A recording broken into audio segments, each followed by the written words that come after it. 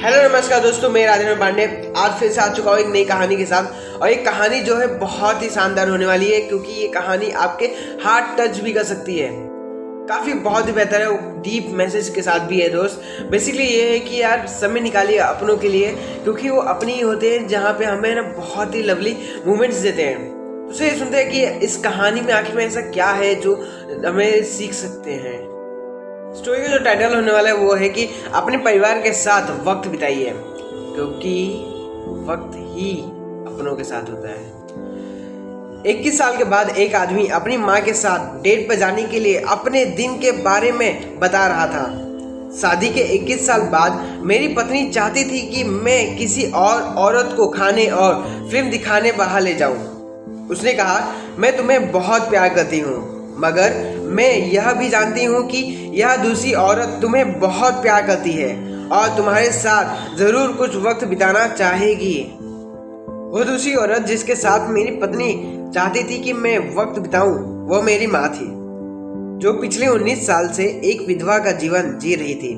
मगर मेरे काम और 3 बच्चों की मांगे के चलते मैं कभी कभी ही उनसे मिलने जा पाता था।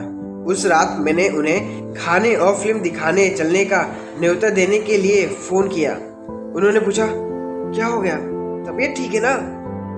मेरी माँ उन लोगों में से है जिन्हें लगता है कि देर रात किया गया फोन या अचानक से मिला न्योता बुरी खबर का आदेश है। मैंने कहा, मैंने सोचा आपके साथ कुछ समय बिताया जाए, अच्छा रहेगा ना? सिर्फ हम दोनों और कोई नहीं। उन्होंने कुछ देर सोचा और कहा, मुझे बहुत खुशी होगी। उस शुक्रवार जब मैंने काम के बाद उन्हें लेने जा रहा था, मैं कुछ घबराया हुआ था। जब मैंने उनके घर पहुंचा तो देखा वो भी हमारी डेट को लेकर कुछ शंका में थी। वो दरवाजे पर अपना कोट पहन खड़ी थी। उन्होंने अपने बाल सुंदर तरह से बनाए थे और अपनी शादी की पहली सालगिरह पर जो ड्रेस पहनी थी वह पहन रखी थी। जब वह मुझे देखकर मुस्कुराई तो लगा कि कोई फरिश्ता खड़ा हो। कार में बैठते हुए उन्होंने कहा, जब मैंने अपने दोस्तों को बताया कि मैं अपने बेटे के साथ बाहर जा रही हूँ तो वह सुनकर बहुत खुश हुई। वह सब हमारी मीटिंग के बारे में जानने के लिए उत्सुक हैं, जो मेरे दोस्त हैं। हम एक होटल में पहुंचे जो बहुत आलीशान तो नहीं मगर अच्छा था। मेरी माँ ने मेरे हाथ में मेरी कोहनी से ऐसे थामा मानो वह देश की पहली महिला हो। हर बेटे की अपनी माँ पहली महिला ही होती है। बैठने के बाद मुझे मेन्यू पढ़ना था। उन्होंने सिर्फ बड़ा ही दिखता था।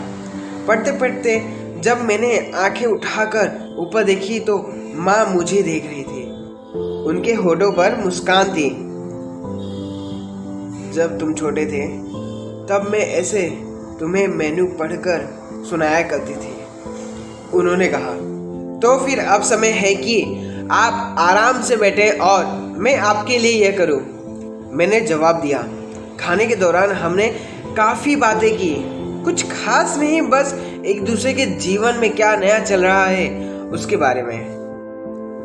हमने इतनी बातें की कि फिल्म ही छूट गई।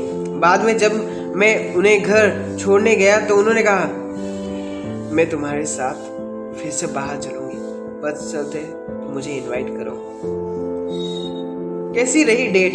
घर पहुंचने पर बीवी ने पूछा।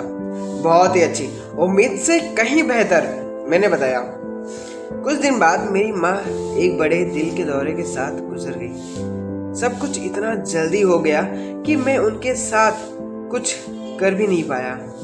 कुछ दिन बाद मुझे एक लिफाफा मिला जिसमें के होटल में हमने खाना खाया था वहाँ की रसीद थी।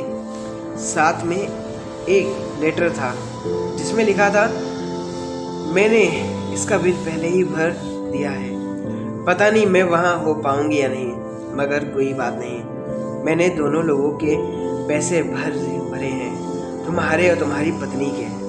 तुम नहीं समझ पाओगे वो रात मेरे लिए क्या मायने रखती है। मैं तुम्हें बहुत प्यार करती हूँ मेरे बेटे। उस वक्त मुझे एहसास हुआ कि समय पर मैं तुम्हें प्यार करता हूँ। या मैं तुमसे प्यार करता हूँ कहना और अपनों के साथ समय देना कितना जरूरी है। जीवन में परिवार से बढ़कर कुछ नहीं है। उन्होंने वह वक्त दीजिए जिस पर उनका हक है, क्योंकि यह वह चीज है जो फिर कभी पर नहीं टाली जा सकती।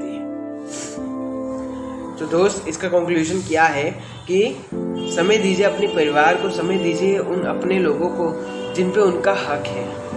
नो डाउट कि हमारे लाइफ में पैसे बहुत ज़्यादा इम्पोर्टेंस है, जो आज के समय में रेस लगी हुई है। नहीं, मुझे पैसे कमाने, मुझे उससे ज़्यादा पैसे कमाने हैं। मैं समझ सकता हूँ दोस्त, लेकिन जब हम छोटे बच्चे थे, जब हम इतना रेस के बारे में भी नहीं जानते थे और ना ही हमें उठना बैठना आता था, ये हमारे माँ बाप ही थे जो हमें संभाला करते थे, अपने काम को छोड़ के हमारे पीछे भागा करते थे। तो सीधी सी बात है दोस्त, क्योंकि ये समय होता है, कब चला जाता है तो वापस नहीं आता है। हम बड़े हो चुके हैं, बहुत सारे लोग अभी छोटे होंगे, बहुत सारे लोग अपने एजेस में होंगे, बहुत सारे लोग यंग भी होंगे, जो वापस अपने पास में तो नहीं जा सकते, लेकिन हाँ, हो सकता है कि आज वो अपने आधा घंटा 1 घंटा अपने परिवार के साथ बिता के उन्हें एक स्पेशल फील करवा सके कि हम भी हैं आपके लिए, और लास्ट में वो रिग्रेट ना हो कि काश मैं आपके साथ कुछ समय बिता पाता। तो दोस्त, आई होप सो आपको ये कहानी अच्छी लगी होगी, और कहानी अच्छी लगी है तो लाइक सब्सक्राइब कर दीजिए और शेयर भी करिए अपने दोस्तों के साथ। और आई होप सो आपने यहाँ का जो डीप मैसेज है, वक्त बिताइए अपने अपनों के साथ, अपने परिवार के साथ समय दीजिए, वो आप समझ पाए होंगे। तो नमस्कार, मैं अलविदा लेता हूँ आप सभी से। मिलते हैं नेक्स्ट स्टोरी में, जहाँ पे आपको हमें एक नए स्टोरी के साथ एक दूसरे के साथ जोड़ते हैं। नमस्कार, बाय बाय। अपना ख्याल रखिए, अपने परिवार का भी ख्याल रखिए और अपने करियर के में आगे बढ़िए।